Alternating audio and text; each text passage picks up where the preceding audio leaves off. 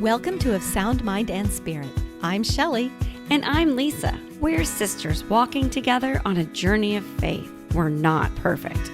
We definitely don't have all the answers. We're inviting you to walk with us as we explore ways we can better know and grow in our faith together.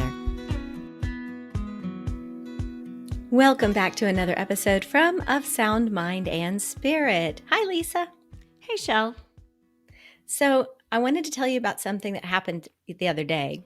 We were cleaning out a space in the upstairs family room, and I came across a box that I hadn't opened in a long time. I opened the box, and inside was this huge, gallon Ziploc bag, just full of cards and letters and all the things that you and a bunch of people had sent me the summer that I lived in Yellowstone National Park right after graduation. And it was it was like opening a time capsule that I had saved all these things right there. That's pretty cool. I'd be interested to see what I sent you, what I wrote. Mm-hmm. Yep. Lots of Hallmark cards or... oh, gosh. Remember that? Sending cards, like buying greeting cards and not just signing your name, but writing huge messages in them. Yes. I used to do that all the time. I found a letter in there from Grandpa, Mom's dad, and I took a picture of it to send to her that he had written to me, and she wrote back, "Oh my gosh, it's his handwriting."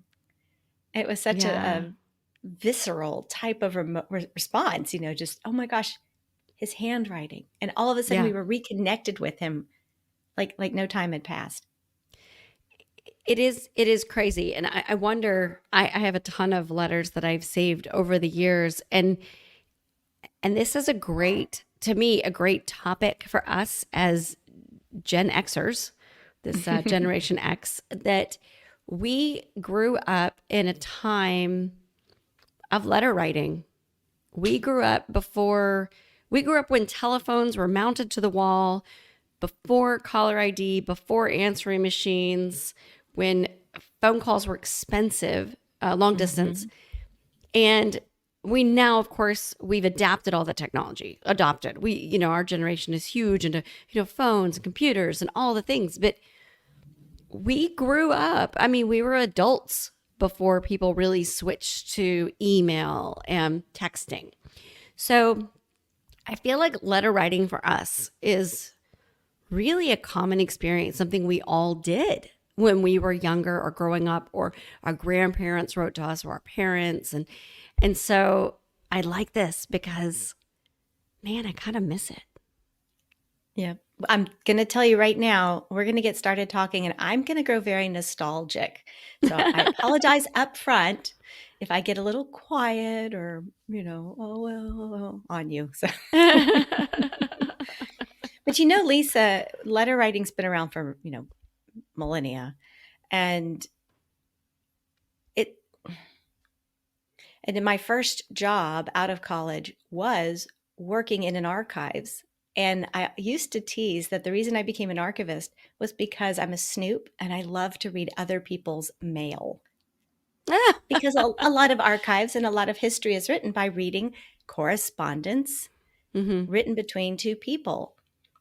I hadn't really thought about that until we talked about it, but yeah, a lot of what we know about history is from not only people's journals or newspapers or things like that, but from what people actually wrote to each other. And I can go back and think about the books that we've read that are compilations of letters, and the way that you get to know not only the people, but what their lives were like, or what the time period was like. Does that mean someone's going to read our old letters from the 80s and 90s? Well, that's what I was wondering. Do you and I have old letters from the 80s and the 90s? We lived at the same house back then. So I don't think you and I wrote to each other beyond the birthday card and the greeting card and the Christmas card. I wouldn't think so until maybe college. Because like you said, we lived in the same house. So that would be weird if we were writing each other. Of course, I don't know. We did some weird stuff. But when you went off to college and you were out of state from us because we moved out of Texas. You didn't leave Texas. We left Texas. That's right. So Y'all deserted me. yes, we deserted you when you went to college. So I would assume that me, the high schooler, wrote to you, the college student, but oh, I don't know. I can't Yeah. promise. But I know that once I know for sure that when I did my study abroad in France, when I was in college, I know that we wrote to each other because I have I have those letters. And at least And the ones I wrote to you. I mean, you wrote to me. Let me think. Because I read them about a year or so ago. I went through my box of letters from France and read them because we were having our foreign exchange student come, and I wanted to kind of remember what my experience was like as she was coming into our home. And so I sat down and read a bunch of them. And it was so interesting, the things that we documented and the things that we said, 19, 20, whatever year old selves. So, right. I'll bet if you wrote to me, I probably have them. They're in a box in the garage. And and I find them in pockets of things. Like I will find a box inside of a box and all the letters are still in there. And mhm. I know the archivist who has the completely unorganized personal collection. They're all grouped together by the time period. So in the 90s when you were there, they're probably all in the same box of letters from that time period. And the Oh, time yeah. periods seem to shift when I move houses. Right. But Right. we switched to email probably in the late 90s. Yes. When I know that when I graduated law school and was getting married, I know I was emailing at that point, and that was 98. But it was still kind of a new thing. And you wrote like long formal emails, you know? That's what I was about to say is it was the early emails that you and I, when I moved down to Galveston and you were still up in wherever you were then, we still wrote emails to each other that look and read like letters. And I know that because back then I printed every single one of them and kept them in a file marked Lisa. Aw. So I I do have file boxes full of printed emails. that's funny that when we so when email took over, we really stopped writing letters. Um I mean now, we don't I'm trying to think, do we do that kind of formal communication anymore? I can't remember the last time I sat down and wrote someone like a letter or sent them a long email, like a formal email either. Now, Mhm. when you want to tell someone you're thinking about them or tell someone about what's going on with you, you either send them a text that says like, "Oh, thinking about you." Oh, blah blah blah. Like something really short. I don't like not these long texts. Or you call them on the phone because there's no long distance charges anymore. Or you post stuff on Facebook and just assume they'll see it. Oh, I was thinking that the little cards that used to pick up that were friendship cards that had the really funny sayings in them and cute Oh yeah. art. Those little things that you used to just dash off, to me, that's like going on any of their social media feeds and clicking the like button or leaving a comment. And in some way, it's a different type of interaction. It's a much more temporary form of communicating, and it's reactionary. You know, you're reacting to things, and it's faster, and you can share your life kind of right there. I will say that I miss letter writing, and I never thought about it. How it feels like our lives got faster and faster, but I look back in college, I can remember taking a legal pad of a lined legal pad of paper Hmm. and going out going and sitting somewhere outside and writing long, newsy letters to people. Yes. Yes. It must have been a weekend or something because, I didn't go anywhere on the weekend. But I have a very vivid memory of writing these types of letters. And that's not the kind of thing I feel like I have time to slow down and do anymore.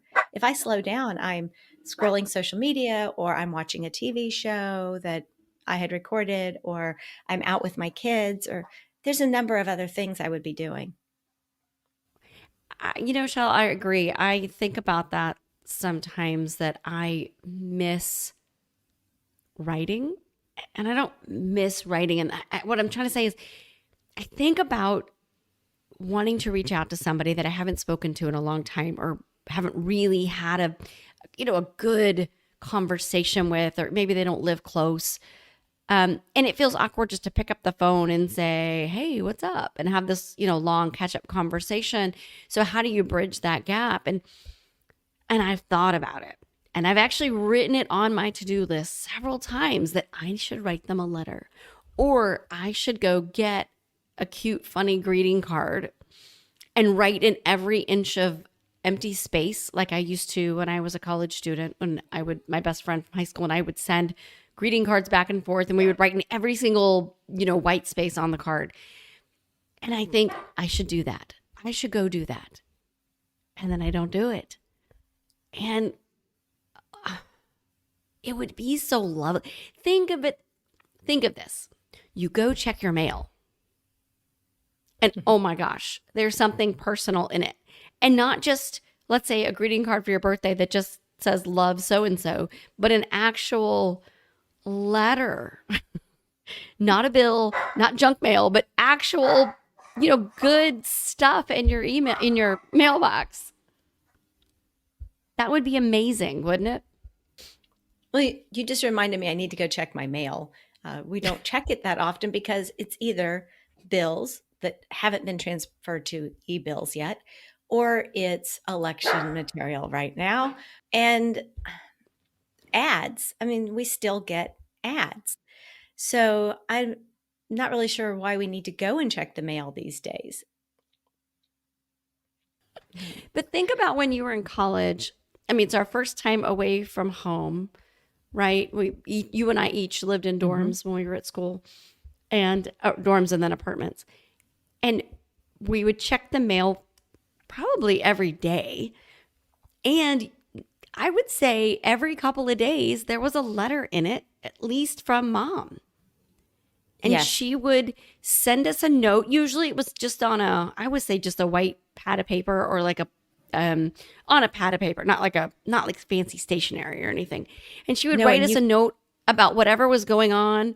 But always in the envelope, there was a clipping of like a news article or a cartoon, something, something that she absolutely. thought we'd want to know. And I just remember I don't know, feeling good about that. Like getting something in the mail, in the physical mail, every couple of days from mom, that she took the time to do this.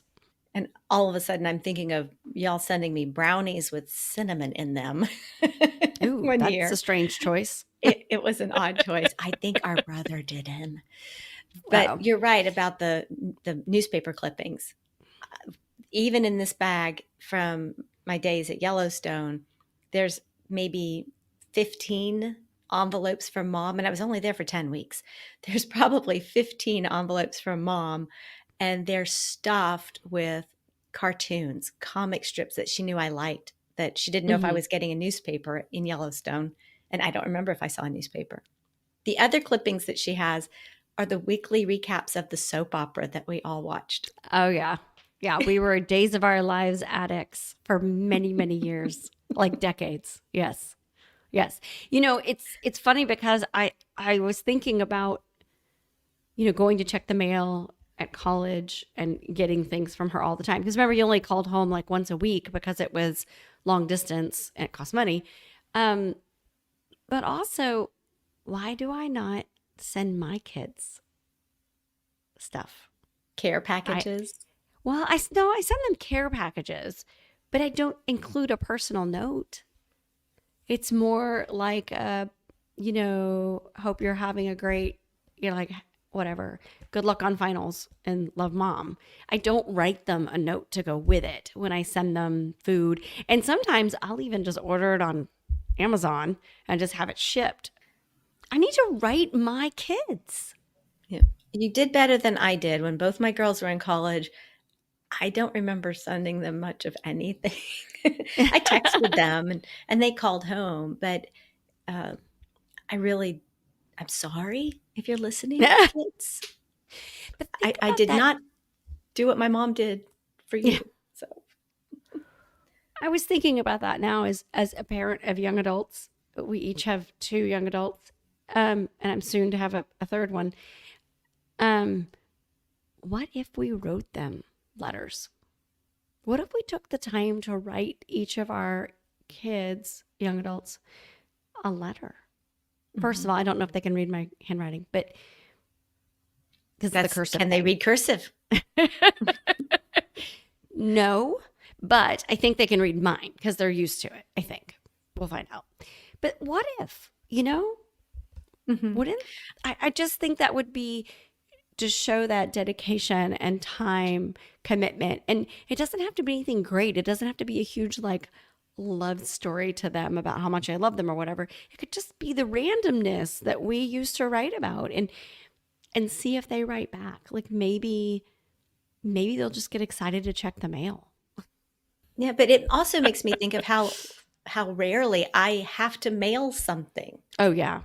I mean, everything I pay is online, so it's not like I need stamps to write a check because I don't use checks anymore.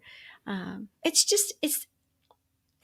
I hate to say it feels like the end of an era, but I, as a former archivist, I do have to wonder what is researching in 50 years going to be like, looking back at all of the digital material that they're trying desperately to save and decide what to keep and then make available in the future. How are they going to keep that? I know what to do with paper. I know how to I know how to define and preserve paper items, even if I don't do a great job of it here in my house. But is our personality going to come through? You were telling me about your husband's grandmother having Hmm. written you letters when you were married. Yes. When we were newly married, I want to say, or when we first had kids, but all that time period. And she used to write us, she lived Central Texas and she would write us letters. And it was so adorable because, I didn't have the opportunity to know her when she was younger, of course, or even middle aged. When I met her, she was already quite mature, is the nice way to say it. And so it was fascinating. And then I only saw her a couple of times a year. So it was fascinating to read these letters because she would write things like tee hee hee, in when she was writing, or ha with an exclamation point. And she would make these little jokes reading it. I just remember I used to have this big smile on my face and I got to know her as a person through reading those letters more than I did the couple of times a year we would go up there for a couple hour visit. Yeah. Something about writing is intentional.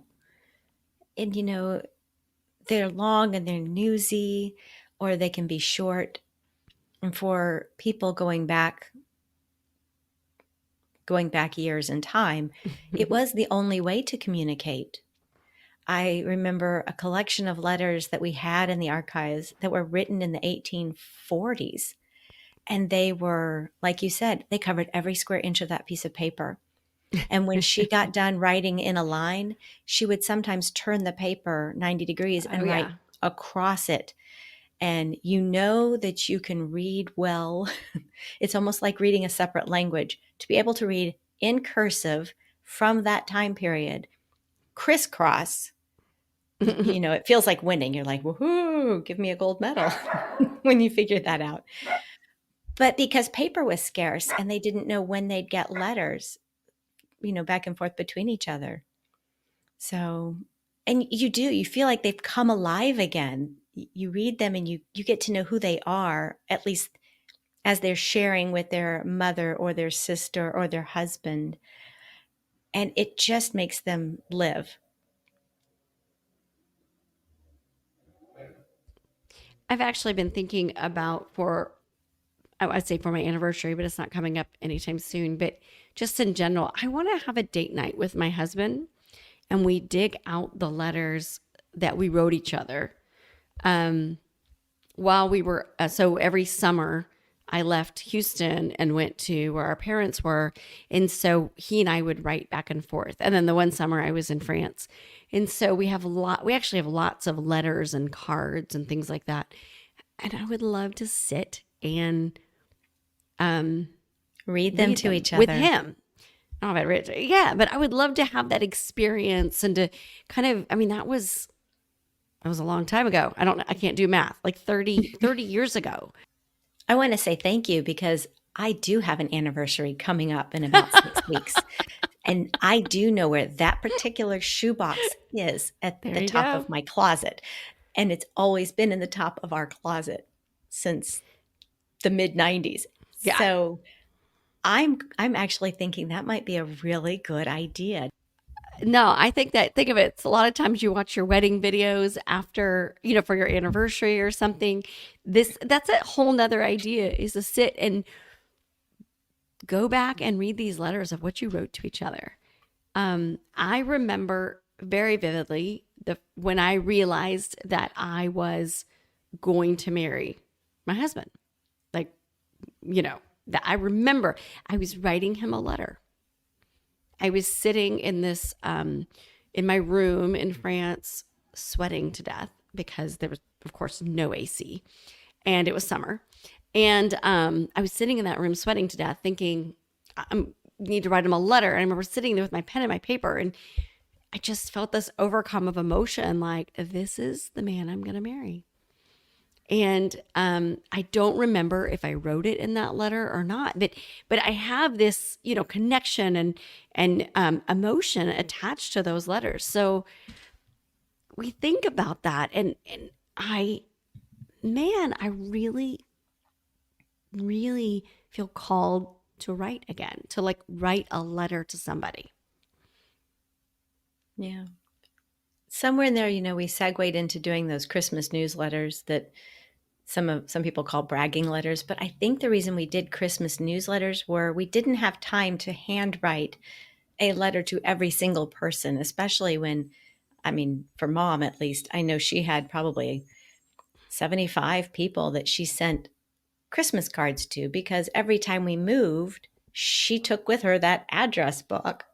And that's the way there were some people that she wrote to at least every 2 or 3 weeks. Mm-hmm. And then there were some people that she only reached out to at the Christmas card time.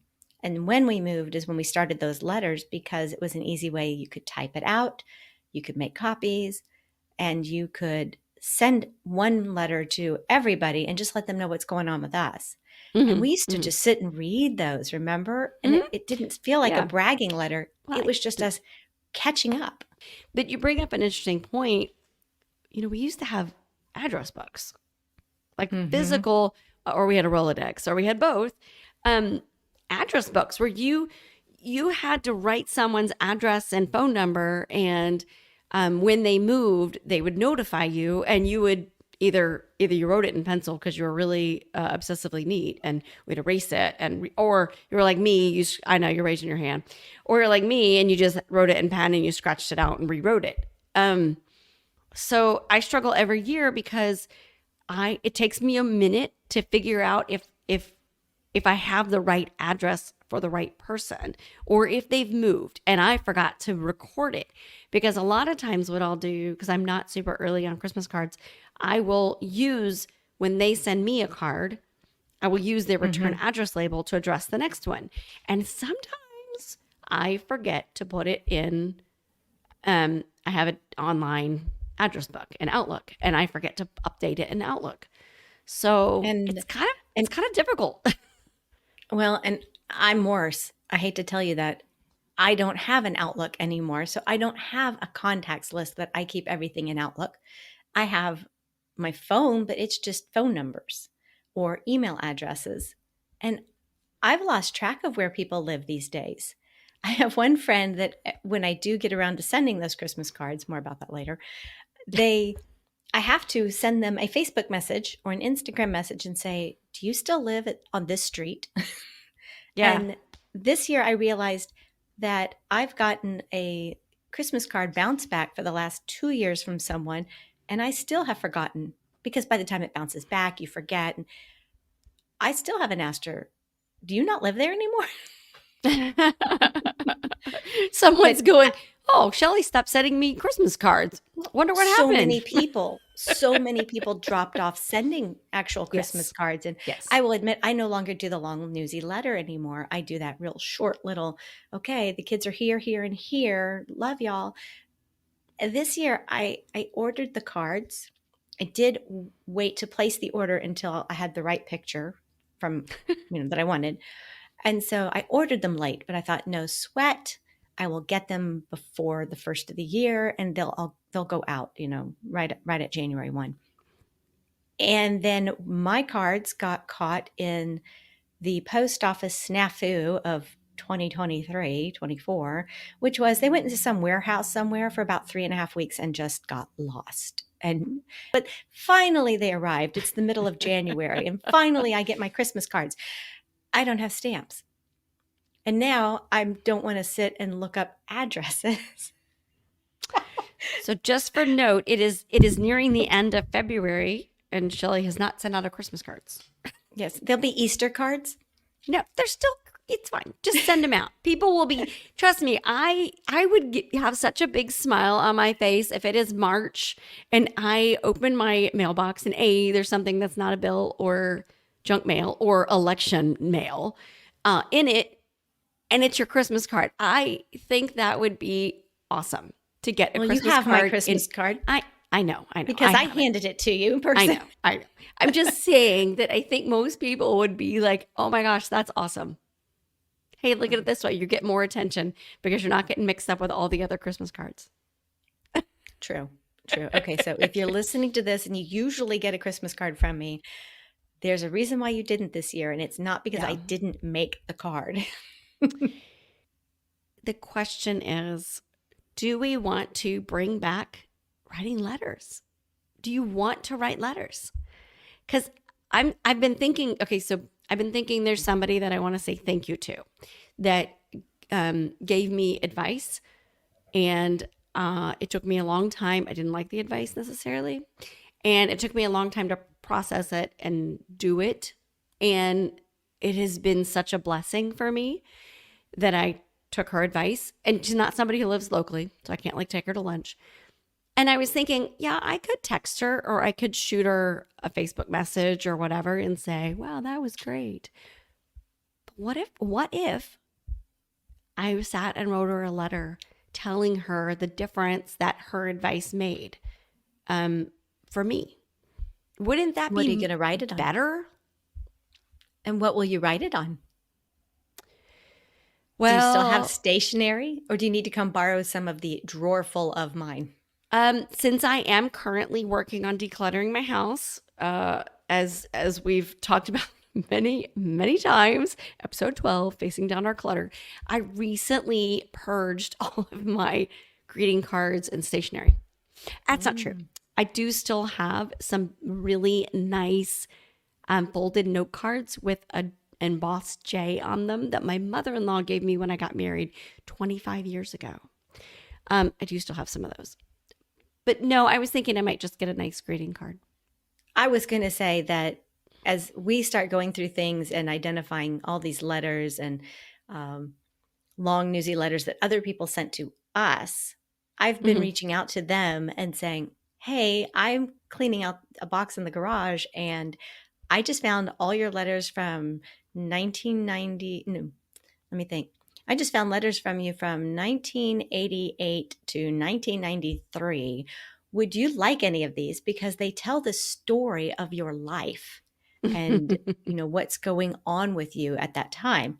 And some of them are like, nope, that's fine. Thanks. But you know what's funny? You mentioned that to me years ago that people do that they give back letters in that way. I guess through your work at archives and stuff like that. And I kind of thought it was crazy. I was like, why would I do that?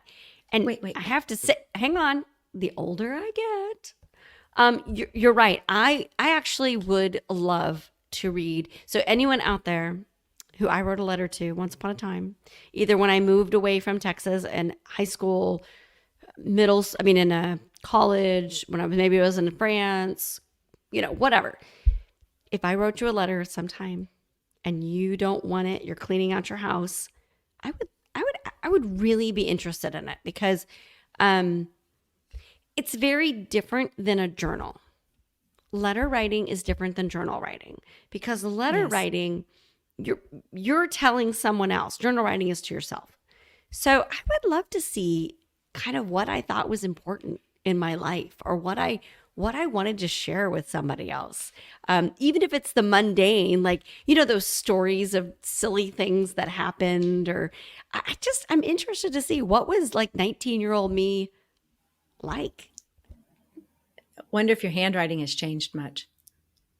I think my cursive was much prettier. I think now, I know now, I don't really write in cursive. I write a mix of print and cursive. I don't do anything proper. So yeah, I know it was prettier. It was more like school taught looking. I read a book, I don't know how many years ago, a long time ago. Um, and it was you're going to have to help me with the name, Shell.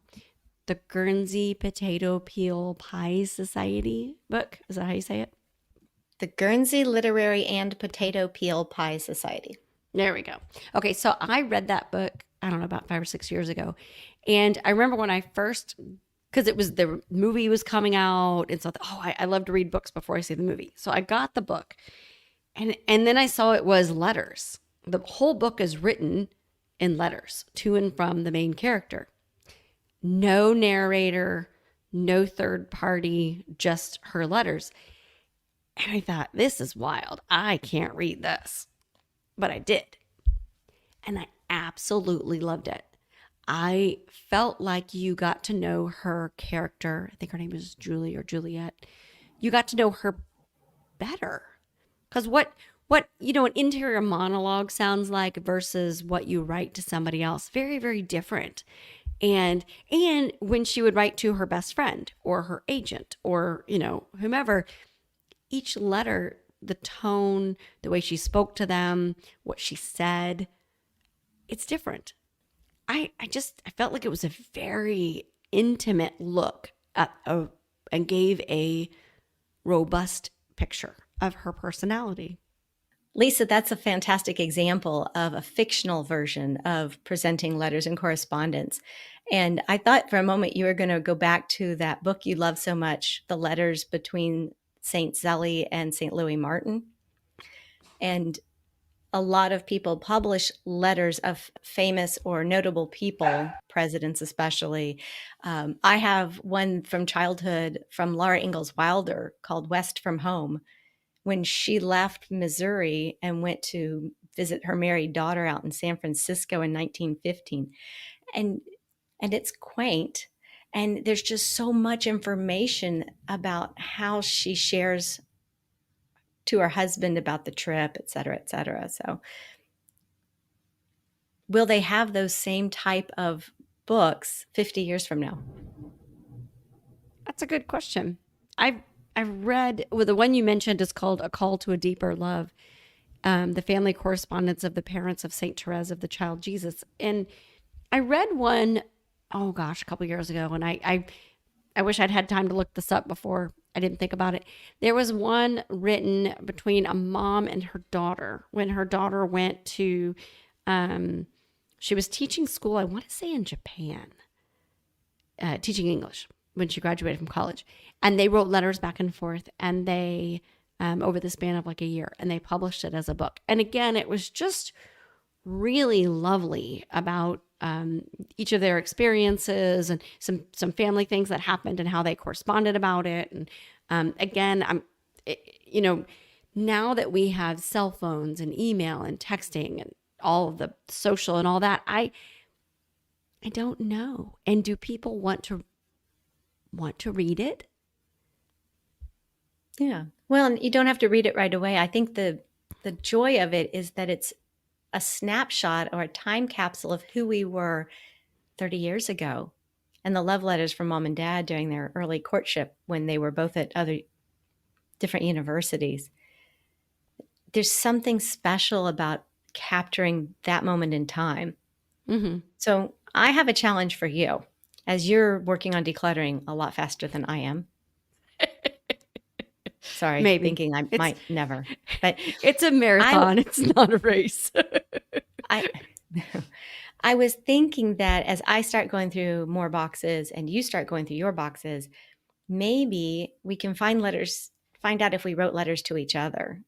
Mm-hmm. They would be in that level that is the early 90s, I think. So I just have to find that box that has early 90s and really start diving into it. Mm-hmm. Yes. I think I know that I've got some from you, like I said, when I was studying abroad. I don't know. The other thing I thought about was maybe writing a letter to our parents. I don't know. I think that mom, don't listen to this. Just in case I want to surprise you by writing a letter. Shh. Um, I think it would be fabulous to write if our parent, speaking to you, dear listener, like if your parents or gosh, maybe your grandparents are still alive, what if we wrote to them? And I wonder how much they would appreciate it. Now, I know that a lot of the older generations, their writing is difficult. Handwriting is difficult. And maybe reading could be difficult too. So maybe typing the letter and printing it out, not email, but like printing out a letter to that's it's the same thing, whether you're handwriting or you're printing it. So my earliest memory of writing a letter is writing to our grandparents, both sides of the family, because we had moved to Missouri.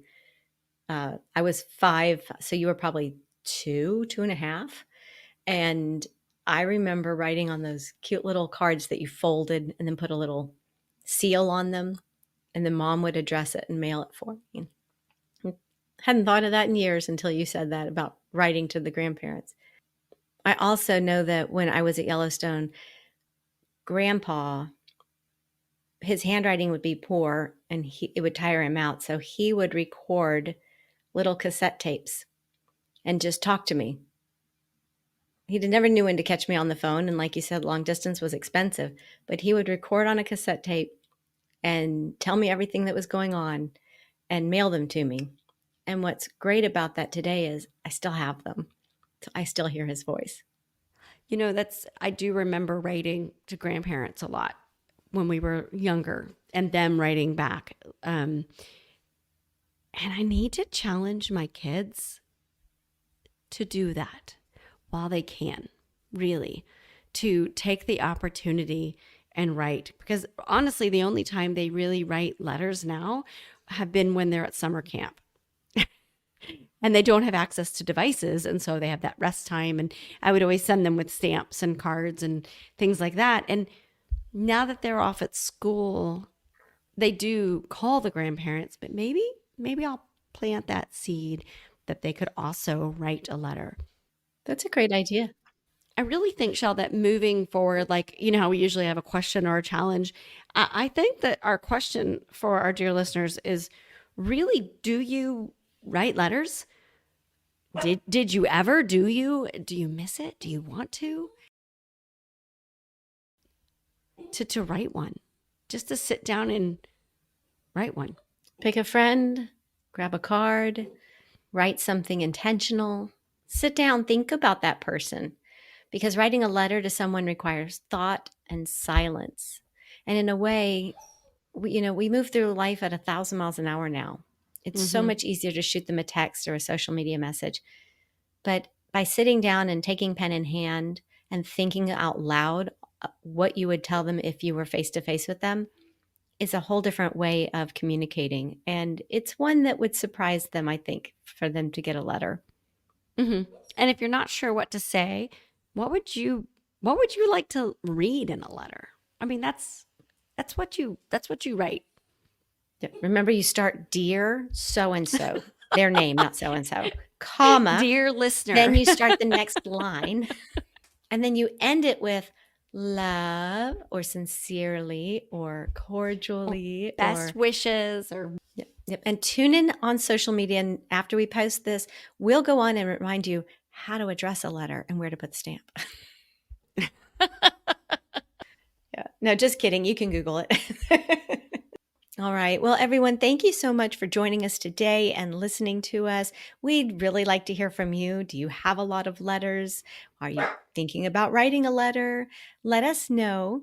Please come and like this. Leave us a review so we hear from you out there, and share it with others and invite them to listen also. We release a new episode every Thursday, and you can connect with us at our page, Sound, Mind, and Spirit. And if you scroll down to the bottom, you can sign up to receive an email from us, and we'd love to hear from you. How'd I do, Lisa? Pretty good. Pretty good. I'll give you 2 thumbs up. Thanks, dear listener, for being here today. And we look forward to hearing from you about your experience with letter writing. Bye, y'all.